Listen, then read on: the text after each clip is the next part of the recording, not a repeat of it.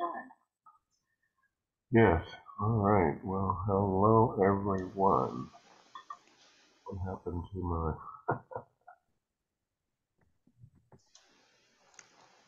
Let me just do one little thing here.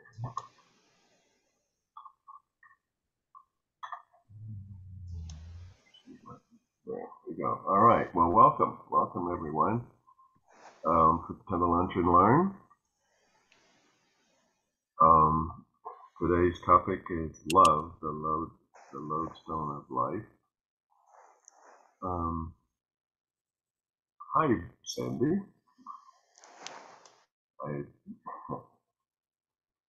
The Reverend Sandy Moore, recognize. Okay, so the we have quite an incredible lunch and learn today. Anytime we talk about love, we're talking about a big subject that really gets to us, really flows through us, and it's always quite exciting. But I think we want to open with an invocation, and Emily, who is a licensed practitioner, will lead that.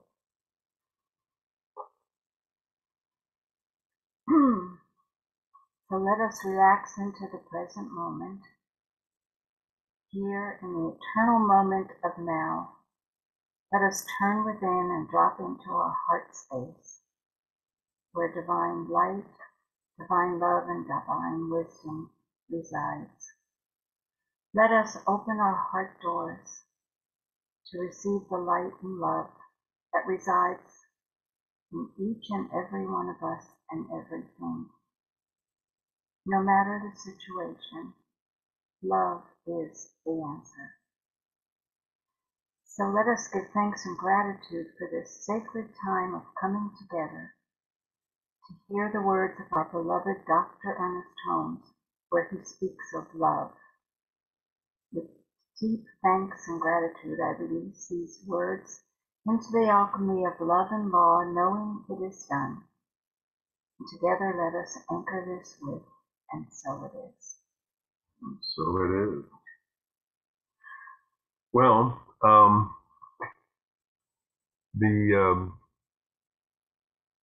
we want to remind everyone, those who were here or weren't here last month, Sandra Ray did Overcoming Fear, and overcoming fear is another big subject. Actually, every one of Ernest's lectures from this thing called life is a big subject. But what I wanted to say about today's subject, first of all, does everybody know what a lodestone is? Is anybody here that doesn't know what a lodestone is? Well, okay, no one wants to confess, I guess. But it's not a term we hear very often anymore, in that it is a natural magnet, or it has magnetic properties. It's actually iron oxide, if you need to know that. And they're highly magnetic, and you can actually tie a string around a lodestone, and one face of that stone will face due north, true north. And so therefore, back in the days of the Viking ships and things, that's how they used to get around. They had lodestones. They're highly magnetic. They're much more magnetic than the magnetism of the Earth, and they think that this is because they either came from meteors or they were struck by lightning or something in order to magnetize them. But the term is used today as an attractive force, an attraction that can't be denied, a natural earthly magnetism that you simply can't ignore.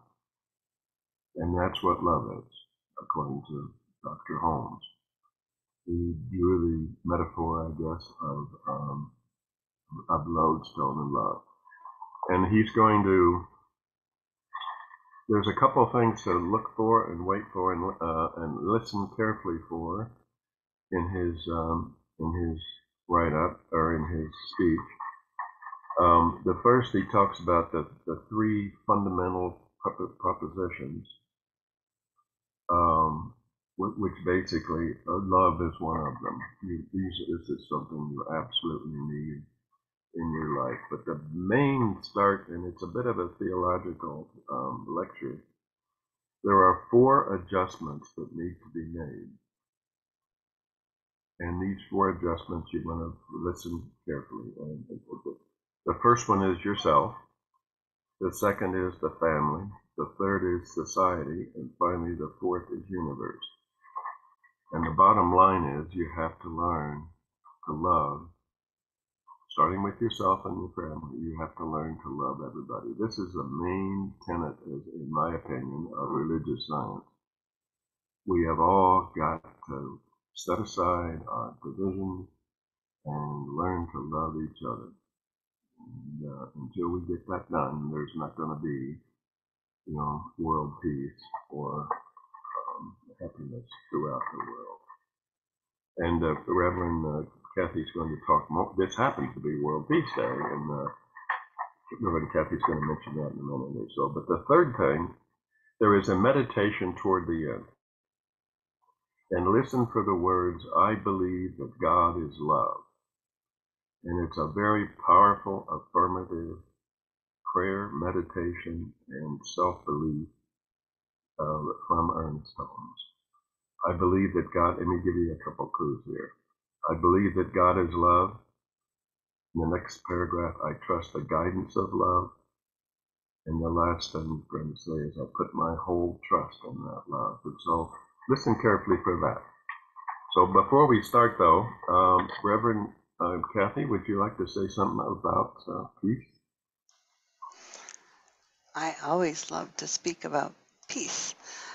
So welcome, everyone, and happy International Day of Peace. And the Science Mind Archives and Library Foundation, we have done a peace meditation. So once a month on the second Wednesday, we do a peace meditation on our Facebook Live, and it's also on our YouTube channel. And so I'm also with the Heart of Peace Initiative, and what the Heart of Peace Initiative did is get Ernest Holmes' peace words from the archives, and we have a thing called Peace on Demand. And so there's 14 very short, like 3 to 4 minute peace meditations that are available for you. And again, it's all the words of Ernest Holmes. And so at the end, I'll share links for all that. But just happy Peace Day, and may every day be Peace Day in our world and our lives. Thank you. Wow. Okay. Well, I would like to introduce our guest of honor, who is going to give us a 14-minute lecture, Dr. Ernest Holmes.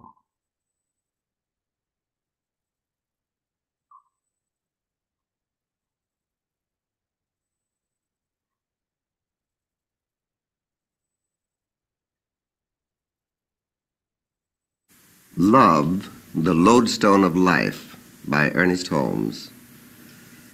Man's 3 greatest needs are to feel that he is needed, wanted, and loved, to feel that he belongs to the universe in which he lives, and to have an object or objects upon which to lavish his affection.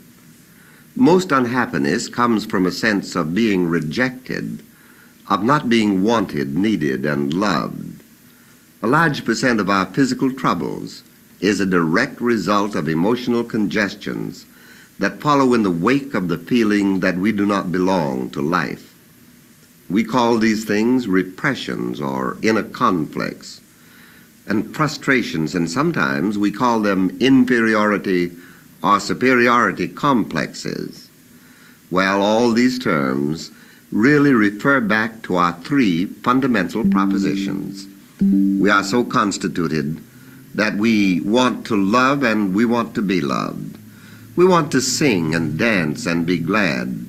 We want to be a friend and we want to have friends. Well, you and I cannot beat nature at her own game. At least, no one has ever succeeded so far in doing this. We are born with an urge to express life, and we are born with a desire to unite our living with others, to enjoy people and to live creatively. It seems as though something dynamic entered into us when we came into this world, an impulse to enter into the joy of living and to give vent to those thoughts and feelings, those emotional urges and impulsions which every normal person has. What has all this got to do with love? It has everything to do with love. For love is the givingness of the self, the imparting of the self, the projection of the self. Love is the supreme emotion of life.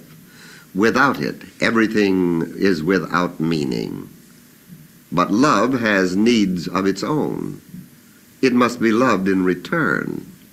You not only want to love others, you also wish them to love you. Otherwise, the circle is not complete. When you do love others, and they return this affection, you feel happy. But if your love is rejected, you feel isolated and alone, unhappy and depressed. A large percent of juvenile delinquency is the result of a lack of affection, cooperation, and understanding in the family life. For love is the integrating factor of the family. The child must feel wanted and needed and loved. He must feel that he is understood and appreciated. He must feel the warmth and color of affection. If you were to trace the emotional and spiritual background of the average criminal, you would find that early in life, his emotional craving for affection had been rejected, and because of this, he feels isolated, separated, and alone in the world. Therefore, he must build up an aggressiveness that resists everything and everyone. One of two things generally happens to the child who feels rejected. He either retires within himself and becomes antisocial, or in self-defense, he builds up an aggressiveness that is hard to govern. He is stubborn and obstinate and willful. But if we were to examine more carefully, we might discover that he is merely building a wall around himself to protect himself. We all have need of each other, an urge to live, to love, to create, to find happiness, to feel needed and wanted, and to cooperate with others, and have them cooperate with us. And when this doesn't happen, we are frustrated and unhappy, and we have a great sense of feeling alone in the world. It is said that there are 4 adjustments that need to be made in our mental and emotional lives if we are to be whole and happy. The first adjustment is to the self, to try to find out who am I, what am I, do I make sense, am I worthwhile, am I somebody in my own right. The next adjustment is those immediately around us, and early in life this means to the family. What is their relationship to me? Am I a part of the whole family? Am I wanted here? Am I needed? Am I loved? Do I belong to this family? The next adjustment is to society, the world in which we live. Is life for me or against me? Are people trying to tear me down or build me up? Can I trust them? Can I believe in their sincerity? Do I even dare to have an affection for them? And do I dare to express it? Or do I feel that I am rejected, laughed at, and cast out? And the next adjustment is to life itself, to the universe. Have I a personal and intimate relationship to the universe? Or am I of no more account than a feather wafted downward from an eagle in its flight? Does the universe itself make sense? Is there really a God? And if so, does this God care for me? Can I love this God? Do I feel at home in the universe? Can I have confidence and trust and faith in it? Is it really safe for me to believe in God, in life, in people, and in myself? Some believe that perhaps 75% of our chance to be well and to be mentally and emotionally happy and to be successful depend upon making these adjustments. And so we are dealing with something that is very vital, something that is a personal problem to each one of us, and something we need to know about. Let's start then with the first adjustment, which is to myself. Who am I? What am I? Why am I here? And what shall I do with myself? What is this strange emotion I feel which makes me want to like people and have them like me? Am I a part of something bigger than I am? Or am I alone, buffeted by fate? There is but one answer to this. You belong to the universe in which you live. A power greater than you are has put you here. You can't fight it. You can't deny it. You can't get away from it. God wanted you and needed you, else you wouldn't be here. You can trust this something that you call life. It is not only where you are, it is what you are. It is in as well as around you, and its whole impulsion is love. The universe rests on the shoulders of love. Love is the lodestone of life. The very fact that when you were born you reached out in trust to those around you is proof enough of this. Just accept then that no matter what your experience may have been up till now, the truth about you is that while you were born of human parents, the thing that really is what you are, the thing that came through human parentage, is an original, creative, wonderful thing. You are God's beloved Son. You don't have to make this up. It isn't just an idle sentiment. It isn't a platitude. It is real. It is the truth about you. Accept it and be glad. The next proposition is that this is also true about everyone you will ever meet. Everyone has the same feeling that you have, the same desire, and the same need. And no one can be happy until he has worked out a right relationship with life, which means with God. Just make up your mind that you live and move and have your being in that which is the very spirit of life itself, whose whole impulsion is love and whose whole desire is to give. Perhaps God, like man, also needs that you return to him this affection that he has for you. For if it be true in your human relationships that your desire for love and affection must be met by that which loves in return, don't you think that the greater life which has given you this life must have the same desire? Of course it must have, if God is love. You must learn then to have confidence in life, to believe in it, to trust it, to have faith in it. And you must come to feel that it returns this love and confidence, that as your love goes out to it, its love returns to you multiplied, just as it does when you love people, for love begets love. Confidence inspires confidence, and faith is met with faith. Having come to the conclusion that you belong to the universe, that even God has need of you, and that love really is the wellspring of your life, learn to feel this about all people. For back of the mask which people too often wear, the attitude of coldness they assume, there is always that soft, tender thing. It is in the strongest man as well as the gentlest woman. Reach back to it and unite with it. It will always be there. This is your adjustment to life. This alone can make you happy. And don't feel that in doing this you will become a mere sentimentalist, that you will be weak or inefficient, quite the reverse. It will give you a self-reliance. It will give you a confidence in life that you never had before. And it will help you to get along with people. It is a sure guide to the only success that is worth having. Therefore say to yourself, I believe that God is love. I believe that love is at the center of everything. Therefore I am going to accept love as the healing power of my life. And I am permitting this love to reach out from and through me to every person I meet. I believe that love is returned to me from every person I meet.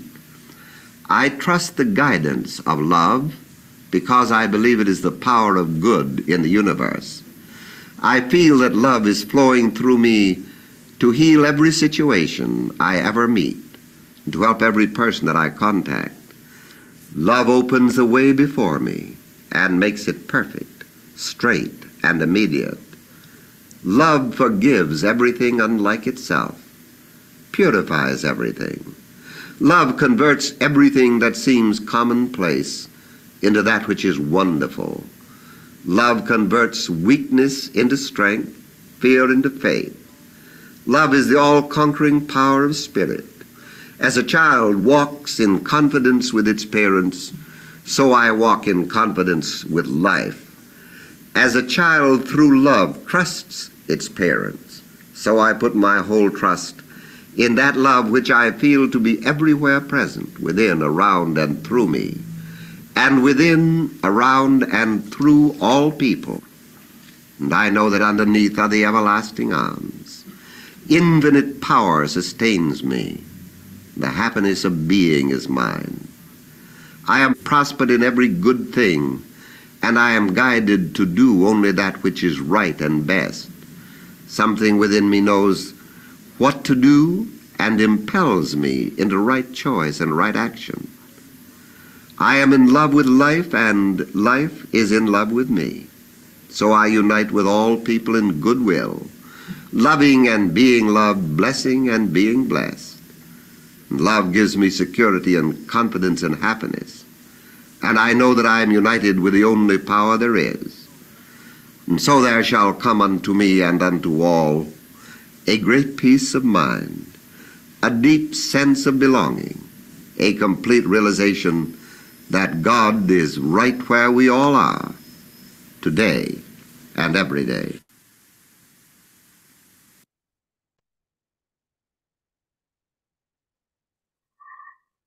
And thank you, Dr. Holmes.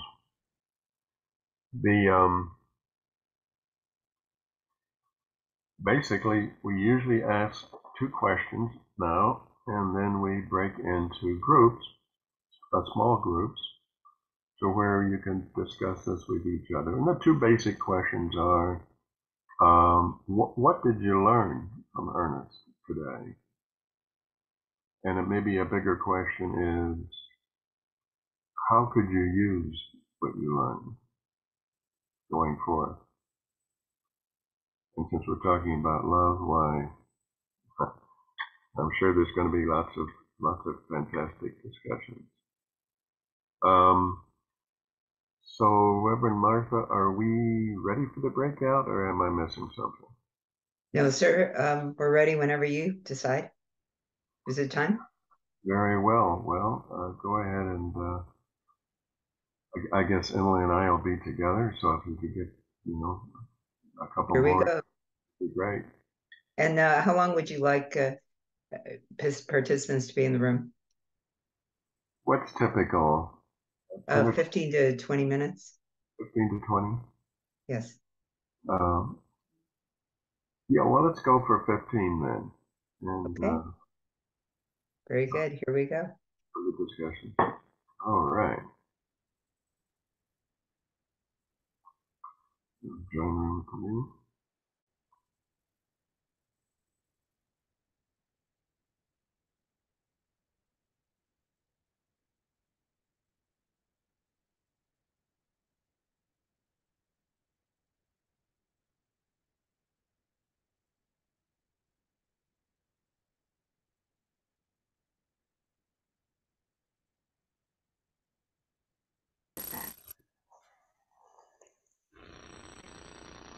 Oops, what happened? Really? I'm at a book.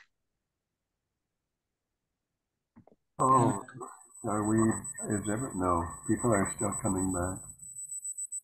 I believe everyone is back.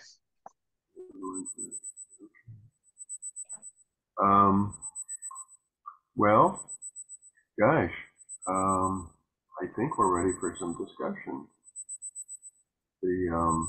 How many groups do we have today, Martha? We had 6 rooms, and they were 2 to 3 people in each room. And I would just ask people, if you have questions, please use the Zoom hand. It's at the bottom of the page under reactions. And there's a little bar that says raise hand. So if you do that, that way we can see you a little bit faster and better. So yeah. Thank you. Yeah, so please tell us what you thought of this and what you learned, and is it usable for you in your daily life? Just please give us a minute or so, at least.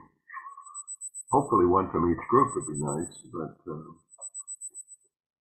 please raise your hand.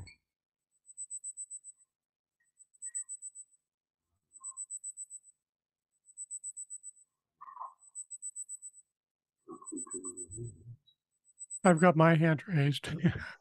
Oh, I'm sorry. Yes. Hi, Neil? go ahead, Neil. Okay. Yeah, it was very useful. It's actually I met with Jim and Emily, which was wonderful to get to know you, Emily. Jim and I talk every month or so. I really appreciated the small group, first of all, because that gives you a chance to really have a conversation. And so that was really delightful. And so what did I learn? It was, it's so interesting. What we were talking about initially was, when my teachers in Calgary have also really taught the law. With Arlene Bump and Carol Carnes, there was such a focus on the law, and I went to Kelowna one winter for the winter, and the church there, Dr. Ken and Deborah's church there, they talk much more about the love, divine love. And it was so fascinating to me to pick up the same textbook. And depending on who the teacher was, what you're reading could either be law or love. And so in today's talk, it was so interesting to hear that focus on love, because so often what we're hearing is the other side of it. And the other thing I mentioned is that last year I took the Working with the Law course twice, and the one law that really intrigued me the most, that really sparked something for me, was when he's talking about gratitude and how praise supercharges our gratitude. And I realized that that's where these two intersect, because of course, in gratitude we're expressing our love, and particularly as we express gratitude for the divine, in the divine, we're having that greater experience of it, as Ernest was saying today. So I really like that idea of that's where these two concepts of divine love and divine law seem to work together, seem to intersect. But yeah, we had a great conversation about various ways that we're expressing our love into the world, and the world expresses it back. Yes, well, thank you, Neil. And Reverend Sandy, I see your hand up. I think you're muted. You need to unmute. You need to mute. Please unmute Reverend Sandy. Thank you. I said, I'm very blessed to know Jim and Emily very well, and we talk about love a lot. But what a joy it was. Debbie Gibson was my partner from Ventura, Debbie from Ventura. And what a beautiful... I like to go by Deborah. Deborah, I'm sorry. Okay, well, I called you Debbie, so I apologize for that, Deborah. But we had a wonderful conversation. And what struck me is the currency of Ernest Holmes' words, and about the aggression in the world and how we can heal that by loving people and caring for people and giving them what we need. And we agreed on that. And our lives were so similar, Deborah, right? That we had so many things to share, and a lot of goodness was shared. So thank you very much for that. Thank you. All righty. Do we have other questions? Yeah, We have Deborah Gibson. Hold on, please. Hi. Yeah, I wanted to also respond to the first question of um, that I really enjoy. This was my first time here, and I did hear a tape of Ernest Holmes years ago. So I just was listening to his voice and how his voice sounded and how I took that in, and the certainty with which he spoke. I felt it created a spaciousness inside of me. And so I think that for me to take that forward and use that in more of my life, more in my practitioner work, I just really loved that. wow. Well, thank you. And we're going to talk in a minute or two about all the tapes that the archive has. I mean, this one is unpublished. That is the audio, digital, and so we're going to talk about some of the work we're doing to digitize more and more of these tapes. But they're available. Quite a few are available right now from the archive, as well as other lecturers such as Raymond Charles Barker. Who else? Please you can raise your hand or you can make your little electronic hand. I'm sorry, I see a Wanda Maddox. So I loved being able to be in the breakout room, and it often happens in these types of meetings that when I end up in a breakout room, and I know initially when I've been a practitioner now for 4 years, but when I first finally was a licensed practitioner, I was very apprehensive of, oh, am I going to be saying the right thing? Am I going to be knowing and all of that stuff? And it's so wonderful now to be in a place where I just know that whatever and whomever is in that breakout room is there by design, by love. It is a love experience. And this one was certainly in spades, just all about love. I don't know how we could have been paired any better with probably each one of you, but in love. But this one was absolutely unknowing to us. We were brought together, and it was absolutely divine and perfect following for what we had just listened to. Thank you for the opportunity. Wow. Well, thank you for that testimony. All right. Are there any telephone people out there? I don't think they can raise their hand, but maybe they'd like to say something.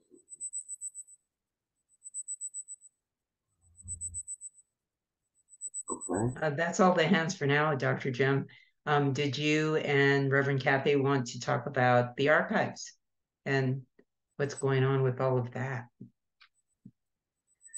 Oh yes, yeah. Well, that could take a long time, of course. But for those of you who aren't familiar, it's we're in the process of digitizing everything. We've got tapes from Ernest and from a whole bunch of speakers, Peggy Bassett, Raymond Charles Barker, and several others that are tapes that are just kind of molding away until we can get them digitized. And when we digitize them, we have to clean them up. They have to go through a process because these are old tapes that are literally falling apart. So we're doing that, and some of you may think of us as a branch of CSL. Well, we're very close with CSL, but we are totally independent. We are our own 501 C3. We raise our own funds, and we are our own bosses. Let's put it that way. We have a wonderful relationship with CSL, of course, but we are separate. And so therefore we have to ask for money separately. We don't, it's not like, it flows down. And so one of the things that's extremely popular is our subscription to, I think it's $10 a month or $110 a year, but you can go to our website and download audios, books, all that. I think, what is it, 20 a month is our limit, something like that. It's here, and I'll share the screen and show you. So for just the website subscription is $10 a month or $99 a year. But if you want, if like what we're doing just touches you, and what Dr. Jim was talking about, that we have to preserve it and it costs funds to do that, you can be a friend of the archives, and that's very special. And it's $16 a month or $189 a year. And it's just a wonderful way to really really be part of bringing the wisdom of Dr. Holmes to life, so we can all use it in our lives and change even more lives. And so this is our homepage, sciencemindarchives.com. I did put that in the chat. It's just fun just to go to the website and just click around, but to actually to receive the audio recording. So if you scroll down just a little bit, our newest products, the audios, you have to be either a website member or a friend of the archives, and then all this comes to life. And it's included. You get up to 20 a month, which is significant. 20 products per month. So we just invite you to come to the archives, check it out. And if you do want to, go to join us. That's how you do it. So join us, and then individuals, or if you're a group, if you're a center, you can, or any kind of community. It's very simple. Once you get here, there's the monthly subscription. But again, this is like when you're a friend of the archives, and there's also a lifetime member. And then you click here and join. Easy peasy. And then Kathy, again, go ahead. While you're on that, why don't you click on Shop and Search? Yes, I love that idea. And come on down to Science of Mind magazine. Notice we also have all the creative thoughts.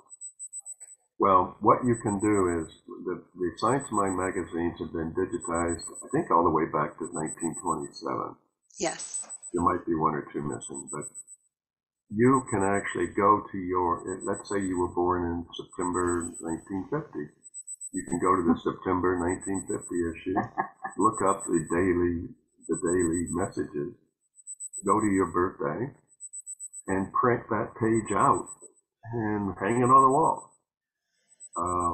For example, but I mean, why don't you click on down, go on down a little bit and pick out one of these religious science magazines. One of these fellers. Yeah. You know what? I actually they're digitized and they're nice. And you can pay $1.99 if you want without subscribing, or for $9 you can download 20 a month. Right. $9.99. Anyway, these are just one of the many things we do. And Kathy, if you could, right behind Kathy are two framed garments. One of which, if you look at Kathy's picture, one of which is Ernest's famous shirt that he wore half the time, and next to it is, I think it's Hazel's jacket. Yeah. And we have lots of stuff like this at the archives. So anyway, and we all love what we do. I mean, it's such a lovable job to go and find little goodies like this tape.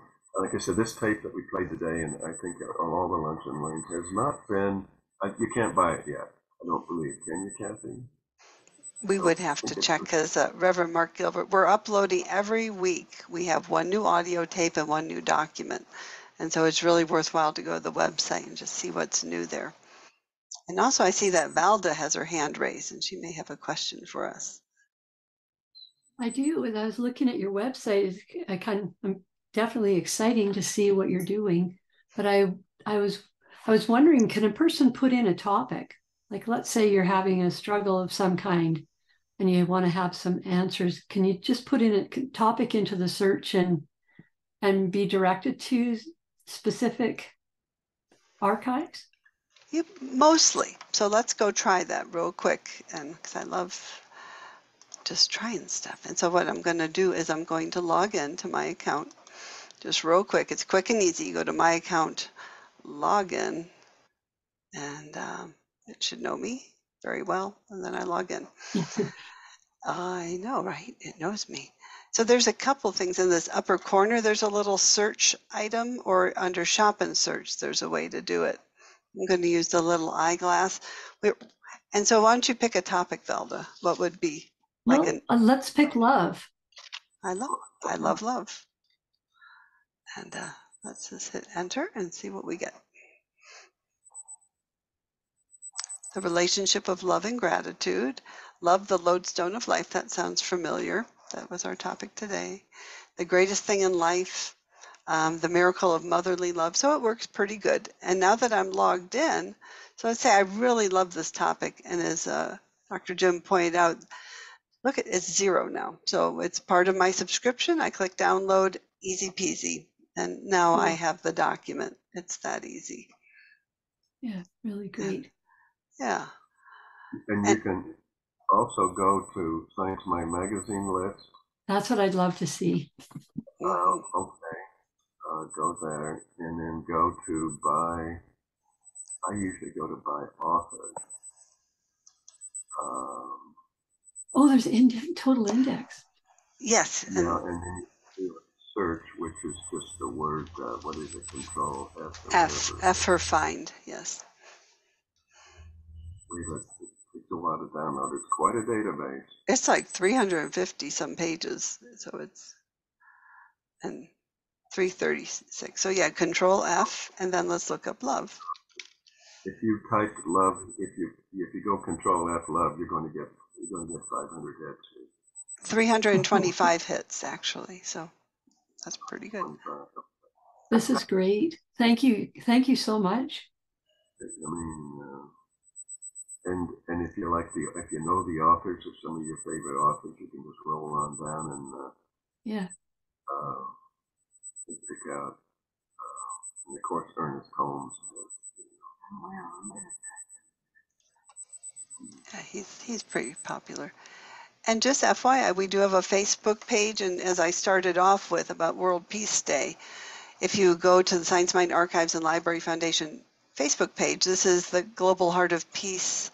Right here, you can either click on the link for Peace on Demand, or you can scan this little QR code. And there's 14 peace meditations, they're audio, and 2 of them are Ernest Holmes. And so it's just very fun. And then also here's today's talk. And then here's my peace meditation that we do once a month using Ernest Holmes' work. And this one I used piece from Ernest Holmes at Asilmar, our new book that is available. So that's a lovely thing as well. Thank you very much. You bet. And here, let's see, since I have a background, you can't really see the book, but if I put it here, it's available on Amazon. Thanks, Balda. Great questions. It's basically the last, it was totally unpublished, his lectures at Asilmar, and it was quite late in life. And so if you're interested in, he was in this business for 60 years, close to 60 years. If you're interested in, what did he shift a little bit later in life? And yeah, he did shift a little bit. And, but I mean, nothing basic. I'm a theologian, so I look at these things carefully. And he didn't move much. He did emphasize love a lot more later in life. All right, I think we are ready to announce. Should I announce it, Kathy, or should we have Reverend Chris herself announce it? Actually, we have one more quick question from Marjorie, and because we're at the top of the hour. So, but yes, go for it. Yeah, sorry to be a late question here, but in our breakout group, the 3 of us all mentioned that we noticed the Ernest Holmes speaking and using only male language, outdated language. In other words, sons of God, not daughters of God, and referring to him and he throughout the whole thing. So my question is, has anybody, thought about undertaking the task of revising or updating the textbook or any of the other writings? Well, most of the books that we're publishing, we have a disclaimer in the front that explains that, that this was the common use of language, but up until, fairly recently, up until I guess about the 1970s for us. And so rather than go back and change the words, we have a disclaimer in there that says that, you can almost change all the he's and she's, etc. But I don't think we're rewriting his words to make it more inclusive language. Okay, thank you.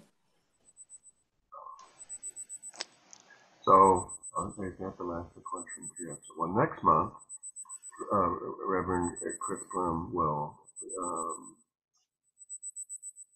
bless and curse not is the title of that one.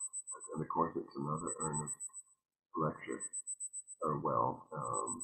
from his radio magazine, I believe, from his radio talk. And Reverend Chris, did you want to add anything to that? Bless and curse not? Jim, no, I really don't have anything to add right now. I invite you all to be there. Bring your friends, because it'll be the same thing. We will play part of, one of Ernest's very short lectures, less than 20 minutes, and we'll have some discussion afterwards. All right. Yeah, let's make that a date. Oh, we do have a date in here. I believe it's October 19th. That sounds about right. All right. We need, Reverend Martha, would you like to give us I think we're ready for a closing. Reverend Kathy, which would you prefer? Sure, I can do that. Hang on, let me. Thank you, Dr. Jim. This is a good session. How grateful I am for Ernest Holmes, for the lives that this philosophy has changed, for the knowing that I have because I've undertaken this study, and for the knowing I have today for this life that I've undertaken. So knowing that all is well, and that this love that each of us have in our hearts now goes out before each of us, making clear and smooth this way. I call this day good. I call all well, and know that life continues on just the way it should. And so it is. Amen. And so it is. Well, thank you all. I've certainly enjoyed it, and I hope everybody else did too. So we will. Thank you, Jim. It was awesome. Thank you. Thank you, everyone. Thank you, Dr. Jim. Thank you, everyone. Very good.